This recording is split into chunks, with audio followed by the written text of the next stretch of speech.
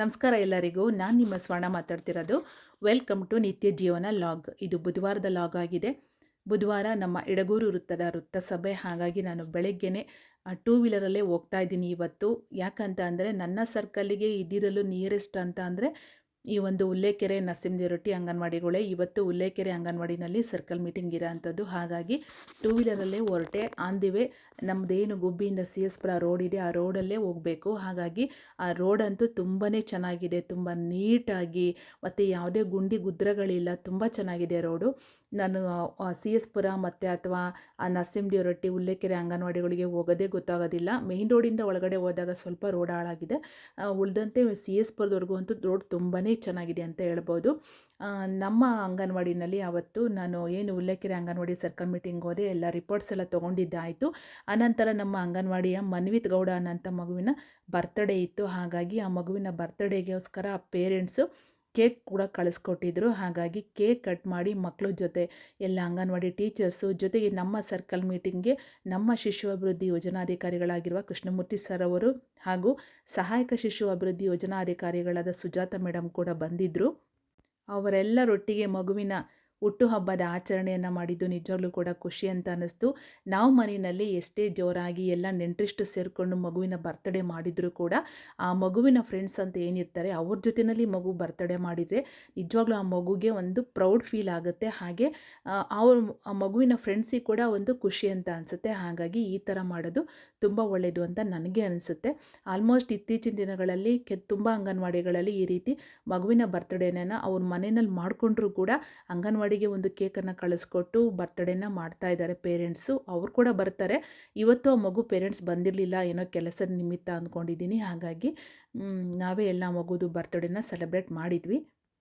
ವೃತ್ತಸಭೆಗೆ ಹಾಜರಾದಂತಹ ನಮ್ಮ ಶಿಶು ಅಭಿವೃದ್ಧಿ ಯೋಜನಾಧಿಕಾರಿಗಳು ಪೋಷಣ್ ವಾಟಿಕಾ ಬಗ್ಗೆ ಅಂತ ಅಂದರೆ ಅಂಗನವಾಡಿಗಳಲ್ಲಿ ಕೈತೋಟವನ್ನು ಮಾಡಬೇಕು.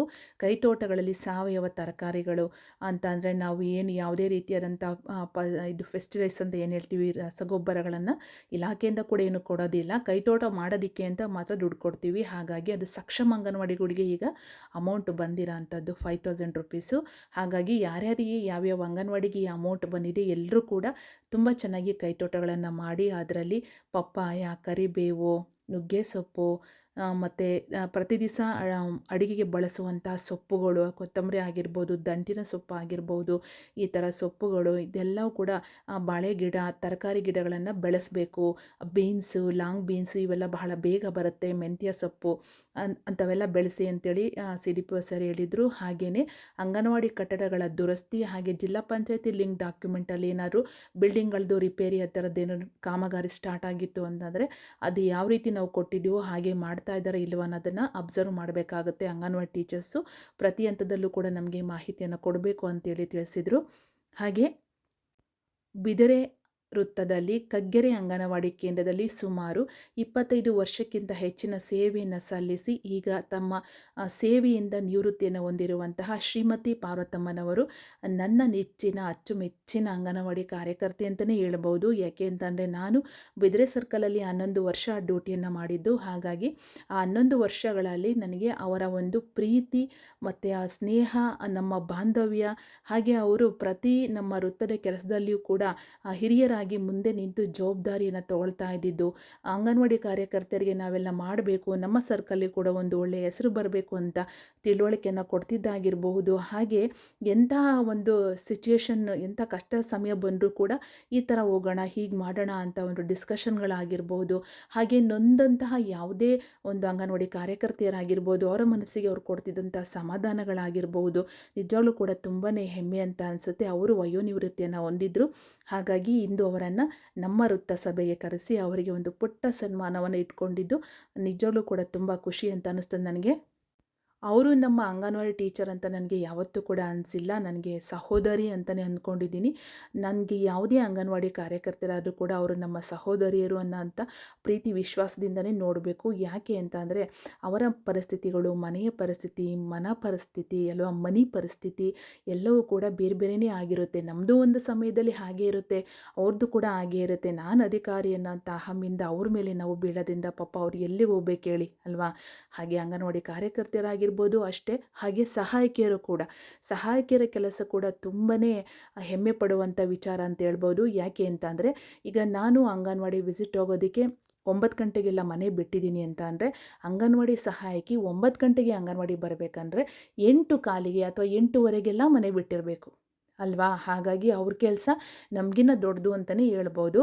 ಅಲ್ಲದೆ ಆ ಚಿಕ್ಕ ಮಕ್ಕಳನ್ನು ಪ್ರೀತಿಯಿಂದ ನೋಡ್ಕೊಳ್ಳೋಂಥದ್ದಾಗಿರ್ಬೋದು, ಅವ್ರು ಏನೇ ಮಾಡಿದರೂ ಕೂಡ ತನ್ನ ಸ್ವಂತ ಮಕ್ಕಳು ಅನ್ನೋ ರೀತಿಯಲ್ಲಿ ಆ ಮಕ್ಕಳನ್ನ ಕ್ಲೀನ್ ಮಾಡೋದಾಗಿರ್ಬೋದು, ಹಾಗೆ ಅಂಗನವಾಡಿಯ ಸ್ವಚ್ಛತೆ, ಉಪಹಾರದ ಸ್ವಚ್ಛತೆ, ಆಹಾರ ದಾಸ್ತಾನುಗಳ ಸ್ವಚ್ಛತೆ, ಸಮುದಾಯದೊಂದಿಗೆ ಅವರ ಒಂದು ಪ್ರೀತಿ ವಿಶ್ವಾಸ ಇದೆಲ್ಲದೂ ಕೂಡ ಮಾಡ್ತಾ ತುಂಬಾ ಹೆಸರು ಮಾಡಿರೋಂಥವ್ರು ನಮ್ಮ ಅಂಗನವಾಡಿ ಸಹಾಯಕಿಯರು. ಅವರಿಗೆ ನಾವು ಗ್ರಾಮ ಮಟ್ಟದಲ್ಲಿ ನಿಜವಾಗ್ಲೂ ಕೂಡ ನಮ್ಮ ಪ್ರೀತಿಯನ್ನು ಕೊಡಬೇಕು. ಏಕೆಂದರೆ ಜನರು ಪ್ರೀತಿಯಿಂದಲೇ ಅವರು ಕೆಲಸ ಮಾಡೋದಕ್ಕೆ ಒಂದು ಹುಮ್ಮನಸ್ಸು ಬರೋದಕ್ಕೆ ಸಾಧ್ಯ ಅಲ್ವಾ? ಹಾಗೆ ಪೋಷಕರ ಪ್ರೀತಿಯ ಅವಶ್ಯಕತೆ ಕೂಡ ಇದೆ. ಸೊ ಇದನ್ನು ನಮ್ಮ ತಾಲೂಕಿನ ಜನ ಮಾಡ್ತಾನೆ ಬಂದಿದ್ದಾರೆ ಅಂತ ನಾನು ಹೇಳ್ತೀನಿ. ಹಾಗೆ ಏನು ಇವತ್ತು ನಾವು ಬೀಳ್ಕೊಡುಗೆಯನ್ನು ಸನ್ಮಾನವನ್ನು ಇಟ್ಕೊಂಡಿದ್ದು ನಮ್ಮ ಕಗ್ಗೆರೆ ಅಂಗನವಾಡಿ ಕಾರ್ಯಕರ್ತೆ ಪಾರ್ವತಮ್ಮನವರು. ಅವರ ಅಂಗನವಾಡಿ ಕೇಂದ್ರದಲ್ಲಂತೂ ತುಂಬಾ ಸ್ವಚ್ಛತೆ ಯಾವಾಗಲೂ ಕೂಡ, ಮತ್ತು ಆ ರಿಜಿಸ್ಟರ್ಸ್ ಅಂತೂ ಮೇಂಟೈನ್ ಮಾಡಿರೋದು. ಒಂದು ದಿವಸ ಕೂಡ ಯಾವುದೇ ಪುಸ್ತಕನ ಅವರು ಅಪ್ಡೇಟ್ ಮಾಡಿಲ್ಲ. ಹಿಂದಿನ ದಿನದ ಮಾಹಿತಿನ ಹಾಗೆ ಬಿಟ್ಟೋಗಿದ್ದಾರೆ ಅನ್ನೋಂಥ ದಿವಸನೇ ನಾನು ಯಾವತ್ತೂ ಕೂಡ ನೋಡಲಿಲ್ಲ. ಸಮುದಾಯದಲ್ಲಿ ಜನರು ಅವರಿಗೆ ವೈಯಕ್ತಿಕ ಕಾರಣಗಳಿಂದ ಆಗಿರ್ಬೋದು, ಇತರೆ ಕಾರಣಗಳಿಂದ ಸಮಸ್ಯೆ ಕೊಟ್ಟರೂ ಕೂಡ ಧೈರ್ಯದಿಂದ ಮುನ್ನುಗ್ಗಿ ತಮ್ಮ ಸೇವೆಯನ್ನು ಪೂರ್ಣಗೊಳಿಸಿದರು. ಹ್ಯಾಟ್ಸಪ್ ಅವರಿಗೆ. ಅವರು ನಮ್ಮ ಅಂಗನವಾಡಿ ಕಾರ್ಯಕರ್ತೆಯರಿಗೆ ಒಂದು ಸ್ಫೂರ್ತಿ ಅಂತಲೇ ಹೇಳ್ತೀನಿ.